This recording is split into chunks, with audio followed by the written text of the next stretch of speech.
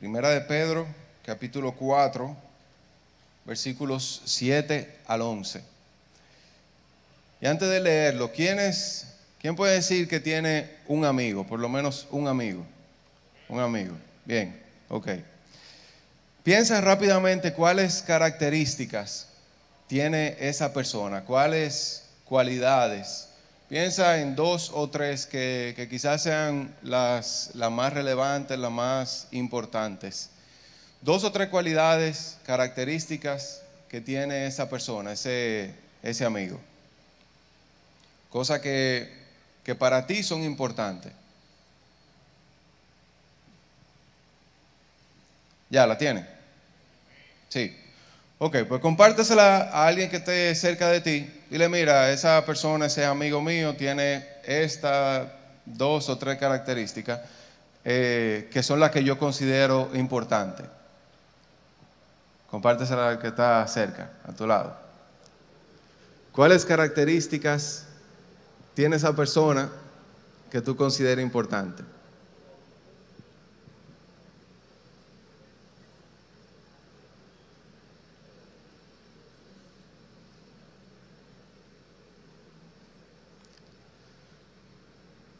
Muy bien, ¿alguien quiere mencionar así rápido cuál característica es importante de un amigo? Así, sí, dele. ¿Cómo? Fidelidad, exacto, ¿qué más? Una persona que escucha. Lealtad, exacto. No escuché nada. Solidaridad. Que dé buenos consejos, vamos a ver de este lado. Sí. Que no, que no viva siempre chismeando. Que predique con un buen ejemplo. ¿Cómo? Que sea amoroso. Que sea confiable, exacto. Que sea honesto, exactamente. Todos nosotros, sí. Le dio vergüenza ahora. Ah, la pastora. Que tenga detalle. Usted se imagina que si me hubiese olvidado la pastora. Que tenga detalles. Todos nosotros queremos y anhelamos, vamos a decir, deseamos que la persona que tenemos cerca tenga este tipo de cualidades, tenga estas características. Obviamente, todas esas características no siempre uno las exhibe de la misma manera, sino que uno tiene que ir formando el carácter para que eso suceda, para que esas características vengan a ser realidad. Entonces, vamos a leer en Primera de Pedro capítulo 4, versículos 7 al 11. Vamos a leer que el apóstol Pedro le habla a esta persona a la que él les envía esta carta. Dice en Primera de Pedro 4, 7 al 11, el versículo 7 que lo compartí el jueves pasado. Estoy leyendo la versión TLA, traducción al lenguaje actual. Dice, ya se acerca el fin del mundo. Por eso, sean responsables y cuidadosos en la oración. Sobre todo, ámense mucho unos a otros, porque el amor borra los pecados. Reciban en su casa a los demás y no hablen mal de ellos, como decía la hermana, no chismen, sino hagan que se sientan bienvenidos. Dice el versículo 10, cada uno de ustedes ha recibido de Dios alguna capacidad especial. Úsela bien en el servicio a los demás. Versículo 11, si alguno sabe hablar bien, que anuncie el mensaje de Dios. Si alguno sabe cómo ayudar a los demás, que lo haga con fuerza, que lo haga con la fuerza que Dios le da para hacerlo. De este modo, todo lo que ustedes hagan servirá para que los demás alaben a Dios por medio de Jesucristo, que es maravilloso y poderoso para siempre. Amén. Lo voy a leer otra vez. 7. Ya se acerca el fin del mundo, por eso sean responsables y cuidadosos en la oración. Sobre todo, ámense mucho unos a otros, porque el amor borra los pecados. Reciban en su casa a los demás y no hablen mal de ellos, sino hagan que se sientan bienvenidos. Cada uno de ustedes ha recibido de Dios alguna capacidad especial. Úsela bien en el servicio a los demás. Si alguno sabe hablar bien, que anuncie el mensaje de Dios. Si alguno sabe cómo ayudar a los demás, que lo haga con la fuerza que Dios le da para hacerlo. De este modo, todo lo que ustedes hagan servirá para que los demás alaben a Dios por medio de Jesucristo, que es maravilloso y poderoso para siempre. Amén. Amén. En el contexto en el que Pedro, el apóstol Pedro, escribe esta carta, envía esta carta, es cuando inicia la persecución del emperador Nerón. El emperador Nerón, como se sabe en la historia, tenía algunos problemas mentales y en una de esos temas que le sucedió, pues se cogió con los cristianos y comenzó entonces a perseguirlos, y ahí comenzó el tema de llevarlos a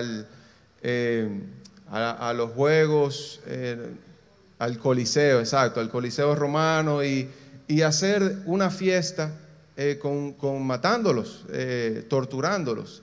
Entonces, esta carta Pedro le escribe en esta situación, en el año del 65 al 69 después de Cristo aproximadamente. Él escribe esta carta, y como él inicia esta carta es diciendo a los que están expatriados, a los que están lejos, a los que están en sufrimiento, les envío esta carta. Pero hay algo bien interesante que no podemos pasar de vista, y es que tanto el apóstol Pablo como Pedro, como Jesús, el apóstol Juan, siempre toman en cuenta estas dos vertientes juntas. Hablan acerca de los que están sufriendo, hablan acerca del sufrimiento, pero a la misma vez de los escogidos, de los privilegiados, de los que tienen el favor de Dios, los que tienen el poder de Dios. Lo que quiero decir es que siempre ten en mente estas dos vertientes. Como dijo Jesús, en el mundo, ¿qué dijo Jesús? Tendrán aflicción. En el mundo tendrán aflicción, pero, y sabemos que ese pero es como haciendo una comparación, casi hasta quitando lo anterior, pero confíen, yo he vencido al mundo. Cuando el apóstol Pedro comienza a decir esta carta, dice a los expatriados, a los que están sufriendo, pero a los escogidos de Dios, a los que están cerca de Dios, a los privilegiados de Dios. Y mantengamos esto siempre en mente, porque en el mundo vamos a tener sufrimiento, vamos a padecer, vamos a tener situaciones, vamos a tener temas difíciles que atravesar, pero no podemos dejar nunca de vista la otra parte. La otra parte es que somos escogidos, que debemos confiar, porque Jesús venció al mundo y Él nos dio ese poder para nosotros también vencer el mundo. No es solamente privilegiados, ni es solamente en sufrimiento, sino que tenemos que tener las dos siempre en combinación. Entonces, el apóstol Pedro, después de que dice esto, después de que comienza su carta hablando acerca de los sufrimientos y comienza luego a hablar acerca de Dios, de cómo el Señor nos ha guardado, cómo nos ha ayudado, dice en el versículo 7 del capítulo 4, el que acabamos de leer, dice: ya se acerca el fin del mundo, por eso sean responsables y cuidadosos en la oración. En otras versiones dice: manténganse sobrios y manténganse en su sano juicio en oración. Es decir, manténganse con esa responsabilidad y ese compromiso interno de mantenerse en oración, de darle a la oración la importancia de vida, de darle a la oración esa preeminencia que debe tener. Y él lo acompaña diciendo que ya se acerca el fin del mundo, dándole esa importancia principalmente porque se acerca el fin del mundo. ¿Y qué es lo que sucede con el fin del mundo? Con el fin del mundo vienen muchas cosas, ¿verdad? Jesús habla en Mateo 24 de cómo va a pasar el fin del mundo, lo describe muy bien. Ahora, una de las cosas que va a suceder y que ya está sucediendo, que vienen con el fin del mundo, es que el amor de muchos se enfriará. Dice, en aquellos tiempos, el amor de muchos se enfriará. ¿Y cómo ese amor se enfría? ¿Cómo es que eso uno lo ve en el día a día? ¿Cómo es que eso comienza a entrar en nuestra vida, a veces sin que uno se percate rápidamente de que eso está sucediendo? Le voy a decir una sola forma en la que pienso que el fin del mundo y el amor enfriándose entre nosotros está penetrando, está entrando, y es en el individualismo. Es en nosotros pensar que nadie tiene que ver con lo que me pase a mí, que mis decisiones son mías y que yo puedo hacer con mi vida lo que yo quiera, y que tú no puedes juzgarme, tú no puedes decirme, corregirme, tú no puedes decirme nada porque esta es mi vida, yo le rindo cuenta a Dios. El fin del mundo trae consigo el individualismo. Por un lado, la tendencia es a uno pensar así, pero por otro lado, también el que quiera afrontar, el que quiera corregir, el que quiera acercarse a otro, va a tener el temor de decir, no, pero espérate, porque yo no puedo llegar hasta allá, porque esos son temas personales. Esos son temas individuales. Y poco a poco nos vamos separando de nuestros hermanos, separando de las personas que son valiosas para nosotros. Nos vamos separando como hermanos y vamos creando relaciones, amistades superficiales. Vamos creando amistades en las que solamente hablamos de temas que no profundizan. Solamente hablamos de cosas que son triviales y no profundizamos. Y yo pienso que con eso hay que tener mucho cuidado, y por eso Pedro, el apóstol Pedro, habla de que el fin del mundo se acerca y hay que mantener la oración, porque cuando uno comienza a orar, comienza a ver la vida como Dios la ve, ese individualismo se va desboronando. Y uno dice, aunque me diga lo que sea, yo sé que lo que Dios me está poniendo para decirle a mi hermano, tengo que decírselo. Aunque me caiga arriba, prefiero que me caiga arriba y no hacer y no dejar de hacer lo que Dios me está mandando a hacer. ¿Me están siguiendo, hermano? Entonces dice el apóstol Pedro, el fin del mundo se acerca. El fin del mundo ya está a la puerta. Seamos responsables. Dice, como dije en otra versión, dice, mantengámonos sobrios y en nuestro sano juicio en la oración, en mantener la oración constante. Yo recuerdo hace varios años que en Estados Unidos yo comencé a tocar con un grupo. Y el líder de la banda, en una sí, o sea, yo estaba tocando bajo y uno guitarra, el otro batería. Y en una me enteré, por el mismo muchacho, que él vivía con su novia, que vivían en la misma casa y que a veces su novia se iba para no sé qué otra casa, pero que vivían juntos y eran novios. Y eso, yo dije, no, pero aquí esto no está bien. Y yo entonces le dije, mira, yo no puedo seguir tocando con ustedes porque porque tú estás viviendo con tu novio. O sea, es decir, yo no puedo apoyar eso. Y la respuesta de él fue: tú me estás juzgando, tú te estás metiendo conmigo, tú no debes meterte conmigo. Si no, tú sigues tocando, pero tú no te metas con mi vida. A eso es que nos impulsa el individualismo. A yo haberme quedado callado y a ver que eso pasara así, normal. Y seguir con mi vida, hacerme de la vista gorda todo lo que todo el mundo sabe, pero yo quedarme callado. Y eso es lo que tenemos que enfrentarnos cada día. Cada día tenemos que enfrentarnos a eso.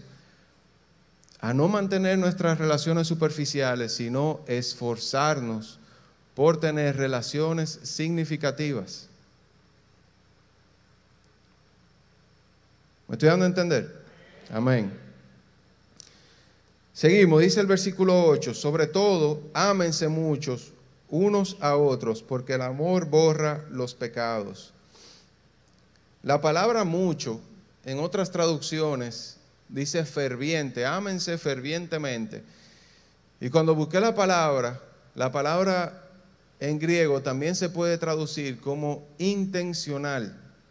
Es decir, si le ponemos ahora la palabra intencional, lo que el apóstol Pedro está diciendo es: sobre todo, ámense intencionalmente unos a otros. ¿Y qué quiere decir intencionalmente?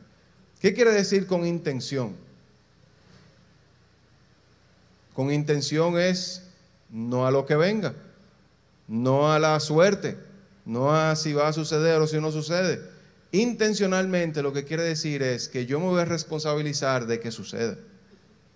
Yo me voy a hacer cargo de que suceda. El apóstol Pedro está diciendo: ámense unos a otros intencionalmente, es decir, haz que suceda, que tú muestres el amor, que tú ames al otro, pero haz tú, es decir, responsabilízate tú de que eso suceda, de que el amor suceda, de que la muestra de afecto, la muestra de amor suceda desde ti. Y al final él termina diciendo: porque el amor borra los pecados. Y eso me llamó mucho la atención, porque muchas relaciones, muchas amistades hoy en día no existen por una ofensa. No existen o se comenzaron a distanciar por una ofensa no perdonada, por una ofensa no hablada, por no querer tener esa conversación difícil de un par de minutos, que el resultado iba a ser seguir teniendo una amistad linda, seguir teniendo una amistad significativa, buena, porque el amor cubre multitud de pecados, dice en otra versión. El amor cubre multitud de pecados. Y dice en Proverbios 10:12, el odio despierta rencillas, pero el amor cubrirá todas las faltas. ¿A qué le estamos dando más prioridad? Estamos dándole más prioridad a el egoísmo, a lo que me hizo la otra persona, a lo que representa esa ofensa. Estamos dándole más prioridad al odio, estamos dándole más prioridad al amor. El amor de Jesús fue el que pudo cubrir multitud de pecados. El amor de Jesús por ti y por mí fue que pudo cubrir multitud de pecados. Dice en Romanos que Él, Jesús, pasó por alto.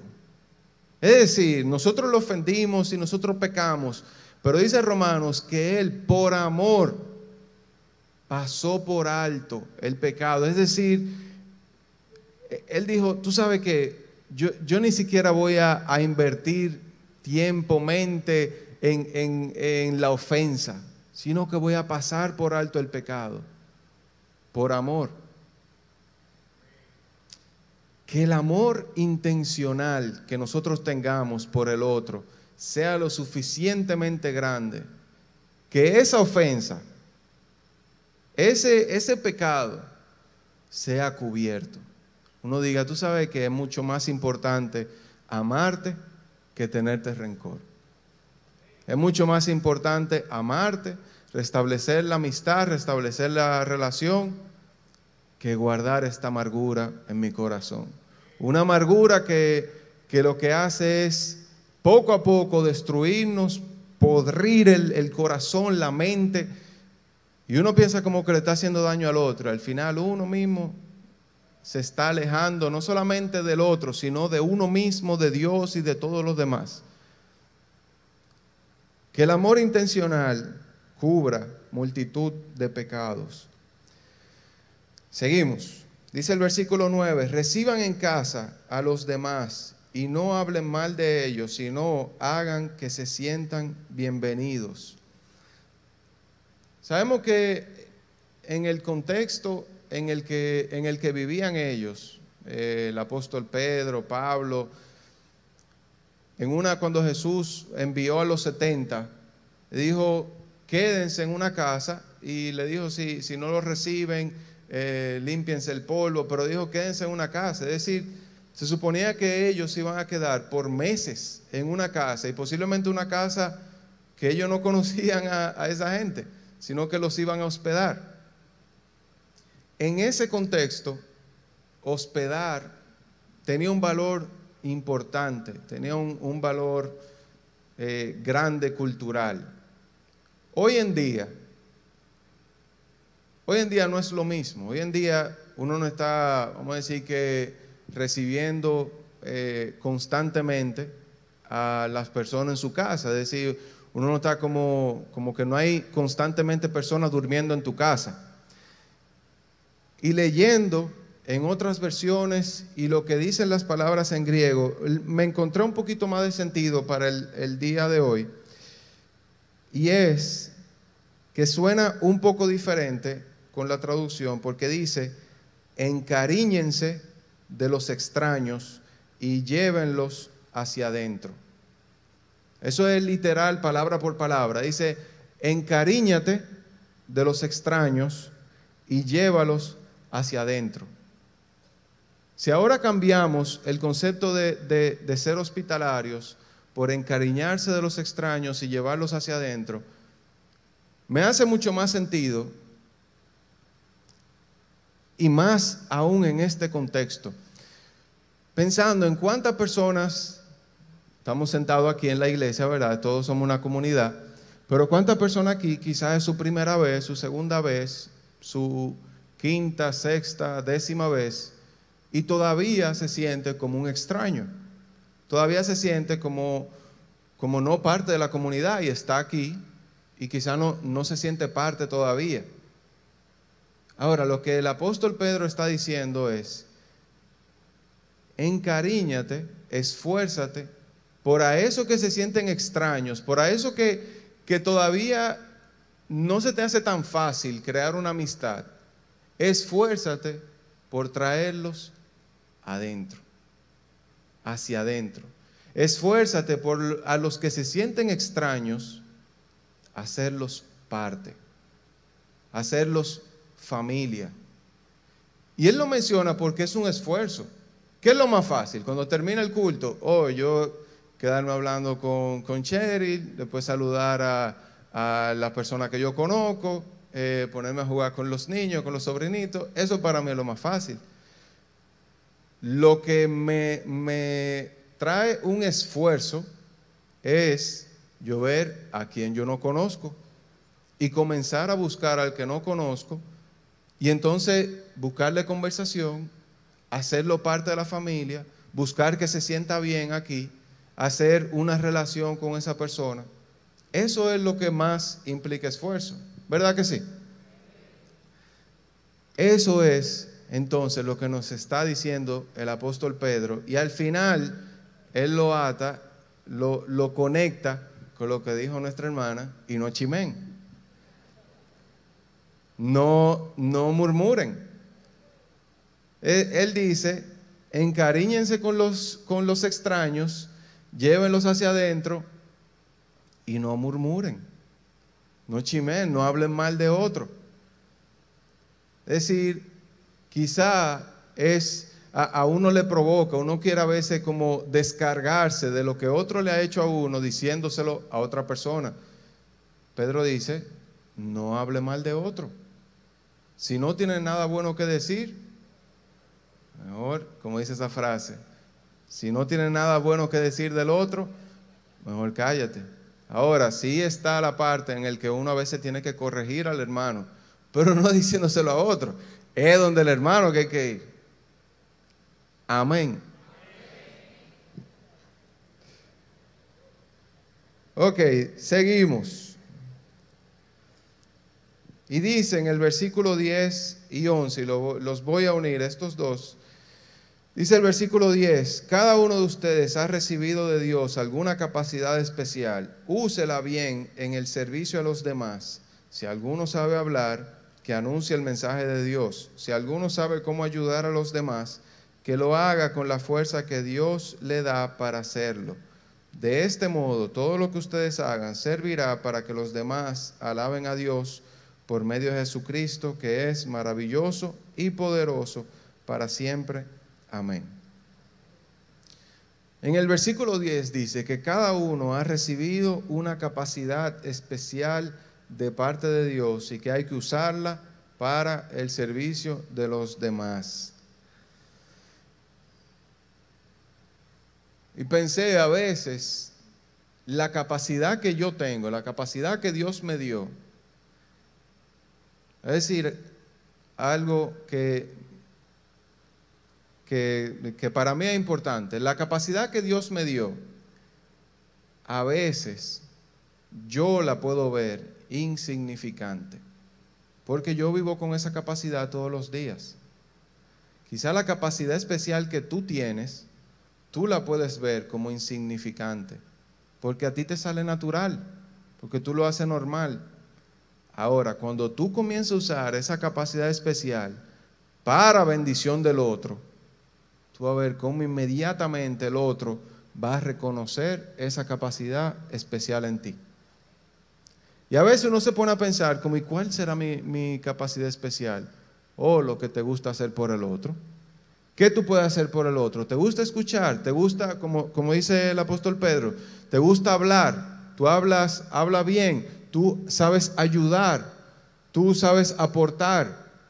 Entonces, esa es tu capacidad especial que el Señor te dio para usarla, no para dejarla para ti, sino para usarla, para bendecir al cuerpo de Dios, para bendecir a los demás. Para eso Dios nos dio esa capacidad especial, porque somos una comunidad, somos una familia y tenemos que ayudarnos los unos a los otros, tenemos que estar los unos a los otros, tenemos que ser ejemplos los unos a los otros y tenemos que compartir unos con otros.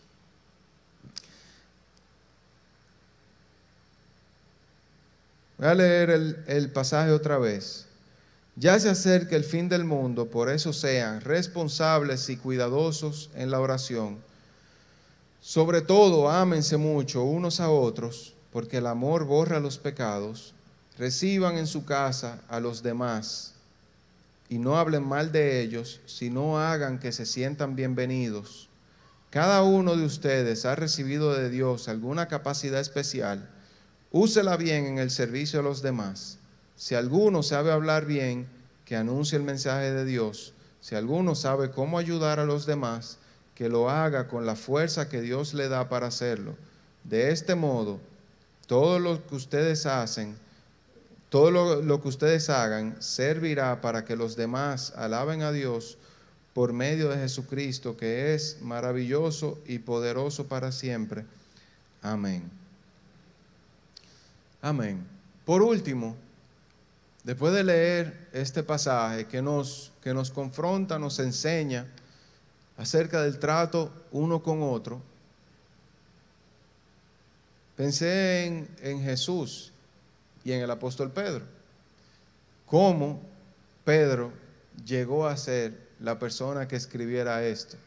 Cómo Pedro llegó a este nivel, a ser la persona que pusiera en palabras esto. ¿De dónde salió Pedro? Y lo primero es que Jesús fue el que se encargó de llevar a Pedro desde donde él estaba hasta el punto en el que Pedro se convirtió en un apóstol. ¿Y cómo todo comenzó? Pedro era un pescador y sin mucha letra, no era un tipo con mucha educación. Y pescador, un oficio, un trabajo, vamos a decir que no muy remunerado. Jesús pudo haber escogido a una persona más educada, pudo haber escogido a una persona quizá un poquito más cerca de ser un líder, pudo haber escogido otro tipo de persona, pero Jesús, dentro de los que se escogió a Pedro, quizá para darnos una enseñanza. Y viendo las acciones de Jesús con Pedro, Jesús eligió a Pedro. Jesús seleccionó a Pedro. Vamos a decir que Jesús le dio valor a Pedro, aun cuando quizá el mismo Pedro no se veía con valor. Jesús lo seleccionó, le dijo: tú, sígueme. Pudiendo haber escogido a quien sea, Jesús escogió a Pedro. Vio el potencial en Pedro, vio más de lo que Pedro podía ver en sí mismo. Le otorgó confianza, lo eligió, y más adelante no dijo: no, tú sabes que yo elegí mal. Perdón, no era tú. Sino que se mantuvo confiando en Pedro. Otra acción que Jesús hizo, que a veces la vemos en la Biblia como un poco trivial, es que Jesús sanó a la suegra de Pedro.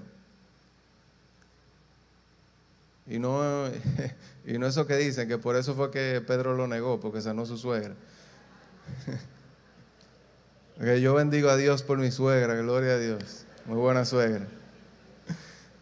Sino que Jesús sanó a la suegra de Pedro, lo que implica que Jesús se involucró con su familia.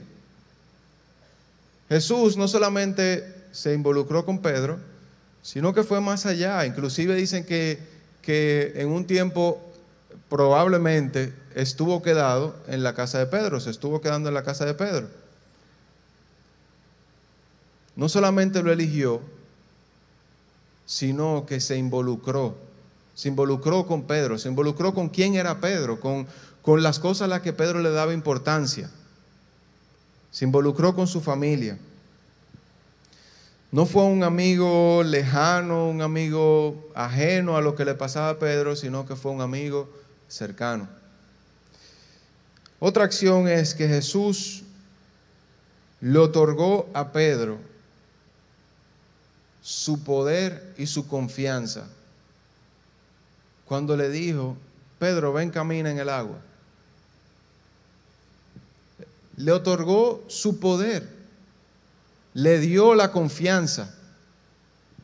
No solamente le dijo: tú sabes que todavía te falta un chin, sino que le otorgó el poder, le otorgó poder, le dio de él, le otorgó, le dio la confianza a Pedro. Y Pedro, después de que estuvo caminando en el mar, todos sabemos que él caminó. A veces nos enfocamos en que se comenzó a hundir, pero él caminó. Después de que caminó, se comenzó a hundir,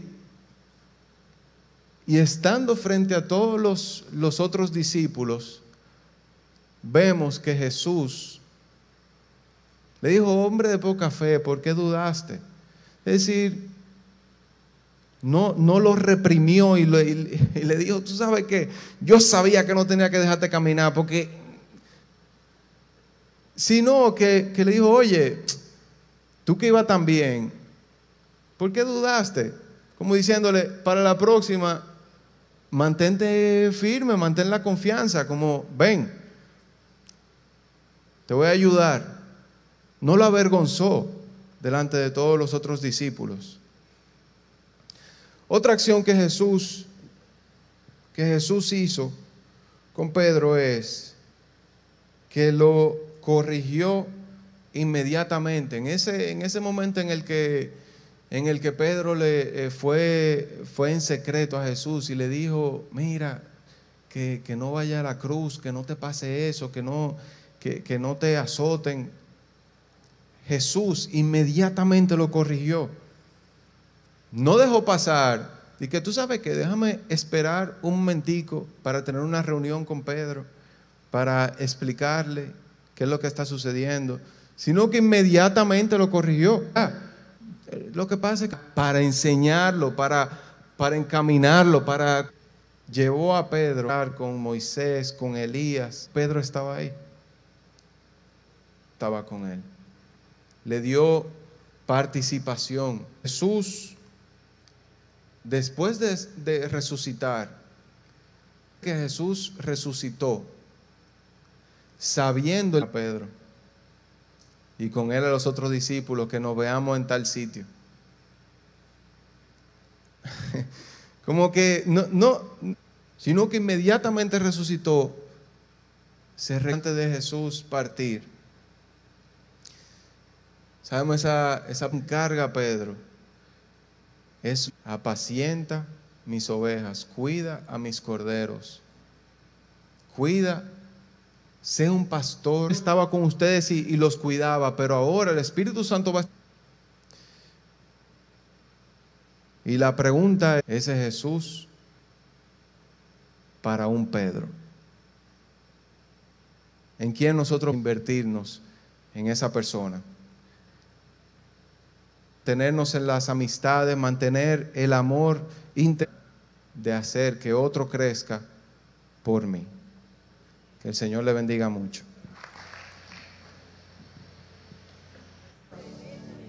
Tremenda palabra, gloria a Dios. Que Él continuaba y que yo despedí al final. El grupo está aquí para que me acompañe. Amarte solo a ti, Señor. Amarte solo a ti, Señor. Seguirte al caminar, Señor. Postrado ante tu altar, Señor. Caminar, Señor. Postrado ante tu altar, Señor. Y no mirar atrás, solo a ti, Señor, y no mirar atrás, seguir tu caminar, Señor, seguir sin desmayar, Señor, postrado ante tu altar, Señor.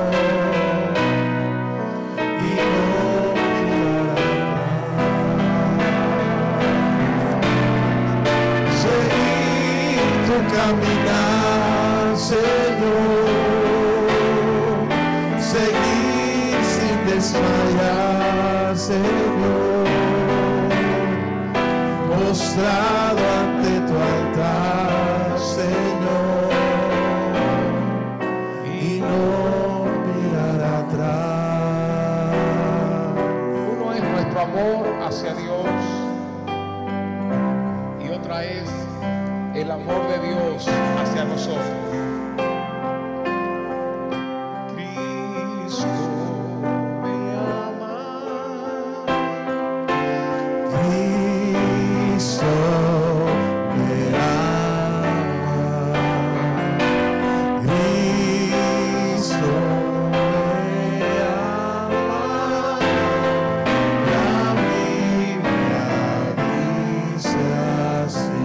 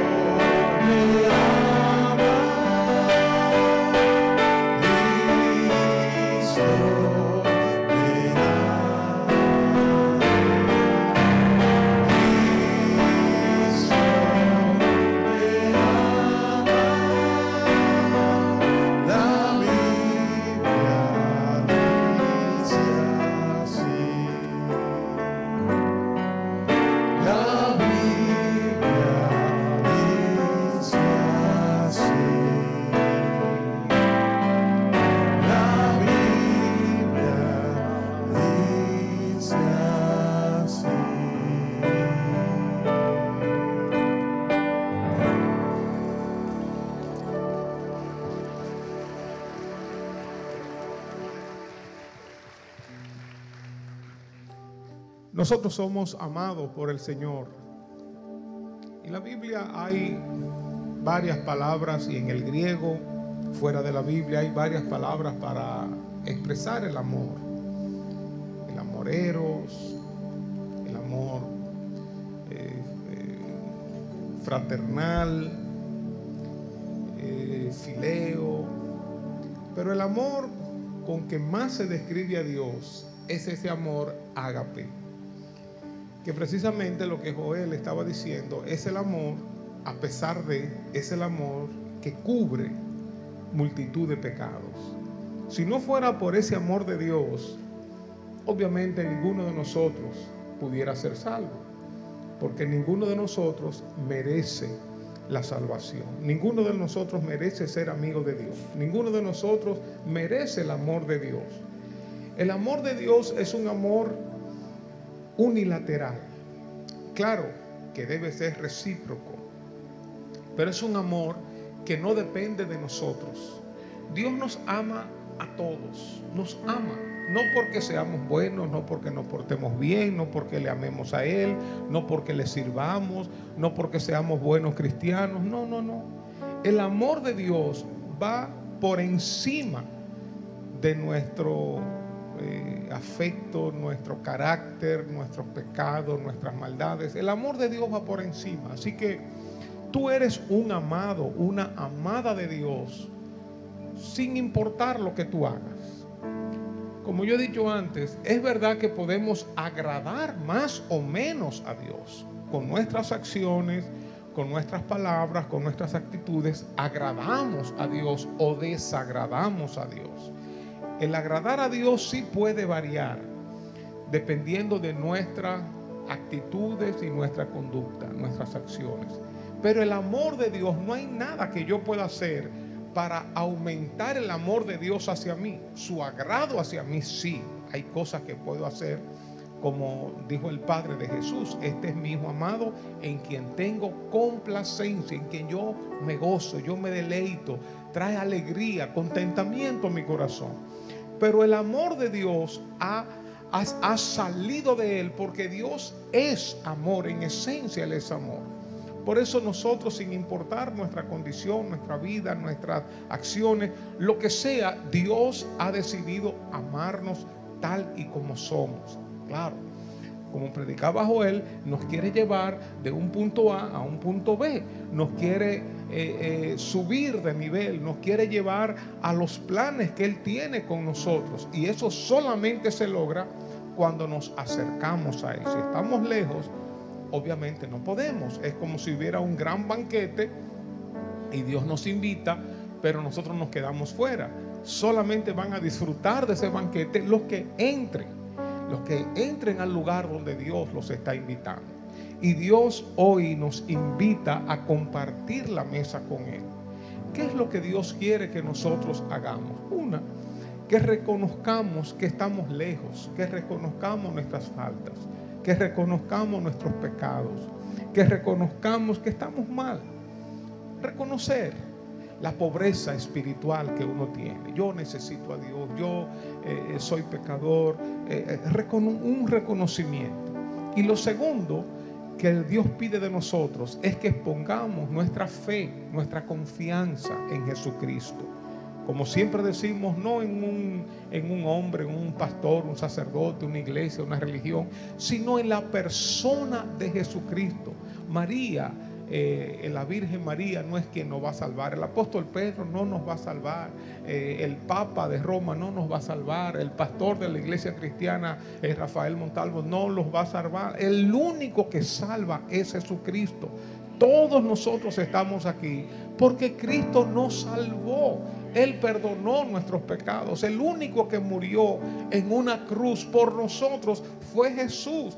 Ni Gandhi, ni Mahoma, ninguno, ni Buda, ninguno, ni Confucio, ninguno. Solamente Jesucristo, el hombre perfecto, Dios hecho carne, murió por nosotros. Por eso se ha constituido en el único camino, el único. No hay muchos caminos, varios caminos para llegar a Dios.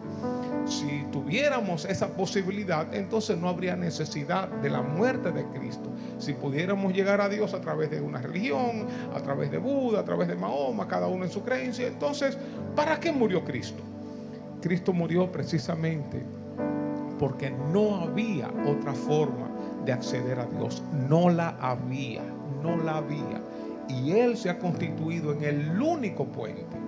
Por eso cuando nosotros reconocemos eso, que Jesucristo es el único Salvador, el único Señor, el único que merece gloria, honra, el que tiene la majestad, que tiene el poder, el único es Él, y reconocemos nuestros pecados, ocurre el milagro de la salvación. Y esto se hace mediante una oración. Orar es hablar con Dios. Y en estos momentos, tanto los que están en sus hogares como los que están aquí, podemos orar, podemos hablar con Dios, decirle a Dios: Señor, yo sé que soy pecador, perdóname. Jesucristo, sálvame, te reconozco como Señor y Salvador. Ven a mi corazón, sálvame, Señor. Así que vamos a orar. Yo les voy a guiar en una oración, frase por frase. Y después te voy a pedir que pases aquí al frente, los que están aquí, los que están en sus hogares. Paren todo lo que estén haciendo y vamos a orar en estos momentos, y luego también vamos a orar por ustedes. Después que oremos, les voy a invitar a pasar al frente para que todos entonces oremos por ustedes. Cerremos nuestros ojos y oremos. Di conmigo: Señor Jesús, yo te necesito. Reconozco que soy pecador y te pido perdón por todos mis pecados. Hoy confieso que tú eres mi Señor y mi Salvador. Te recibo, Jesús, como el Señor de mi vida,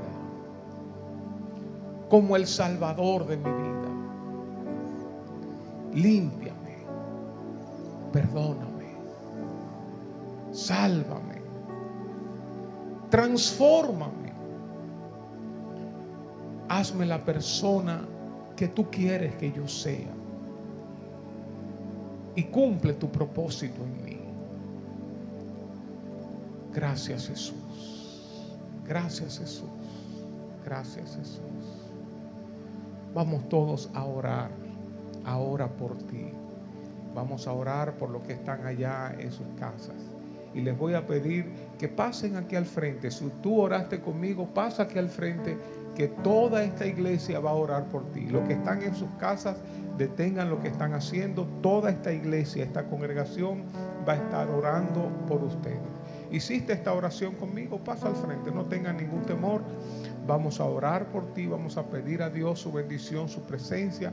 Le puedes pedir a alguien que está a tu lado: ven, acompáñame, yo quiero pasar al frente. Yo sé que Dios te ha tocado en este día, así que pasa al frente, que Dios tiene grandes planes para ti. Hoy es el inicio.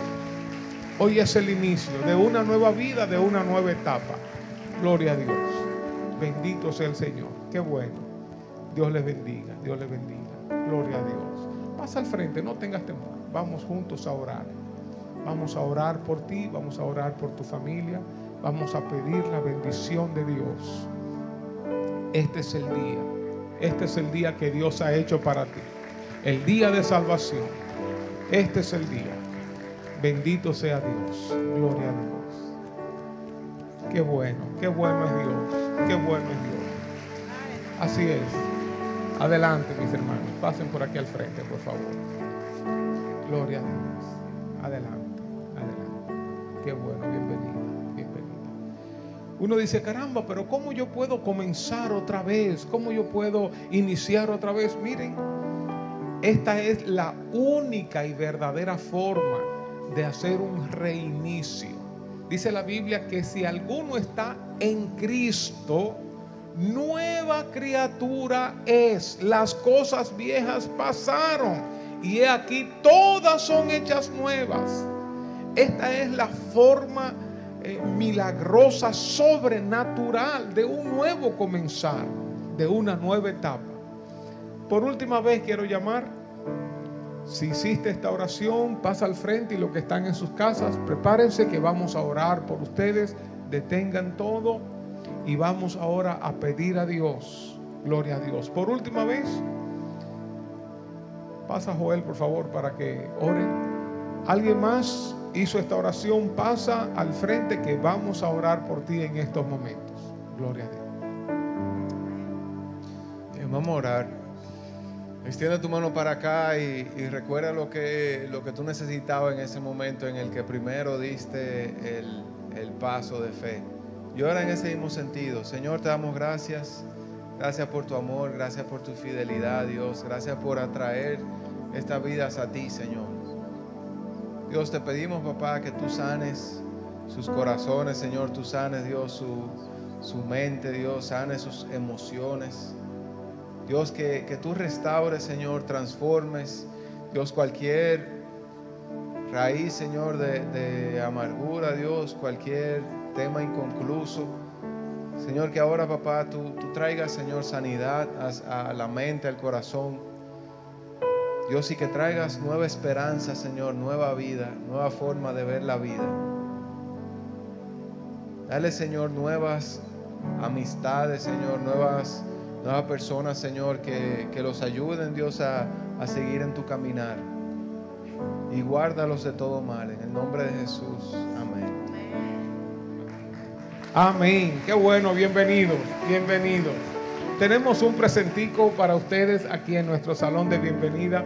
Cuando uno hace este tipo de oración, uno no se está comprometiendo con ninguna iglesia, con ninguna institución. Uno está abriendo el corazón a Dios, dándole la oportunidad a Dios de que entre en nuestras vidas y comience ese proceso de transformación y de cambio. Los que están en sus casas, queremos decirles que estamos en la República Dominicana, en la capital, en Santo Domingo, en la calle Paseo de los Periodistas 102, en el ensanche Miraflores. Nos reunimos los domingos, como hoy, a las 10:30 de la mañana y los jueves a las 7 de la noche.